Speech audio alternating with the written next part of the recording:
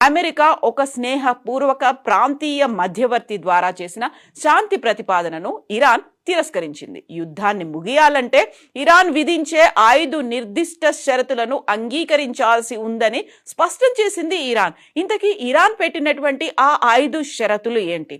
First one, శత్రువులు చేసే దురాక్రమణను, హత్యలను పూర్తిగా నిలిపివేయాలి. సెకండ్, ఇస్లామిక్ రిపబ్లిక్ పై యుద్ధాన్ని తిరిగి చేయకుండా చూసేందుకు పటిష్టమైన యంత్రాంగాలను ఏర్పాటు చేయాలి. థర్డ్ వన్, యుద్ధ నష్టాలకు తగిన పరిహారం చెల్లిస్తామని స్పష్టమైనటువంటి హామీ తమకు ఇవ్వాలి. ఫోర్త్ వన్, అన్ని విధాలుగా అన్ని రంగాల్లో అన్ని ప్రతిఘటనల బృందాల విషయంలో యుద్ధాన్ని ముగించాలి. ఫిఫ్త్, హర్ముజ్ జలసంధిపై ఇరాన్ సార్వభౌమ హక్కుకు సంబంధించి అంతర్జాతీయ గుర్తింపు హామీలు ఇవ్వాలి.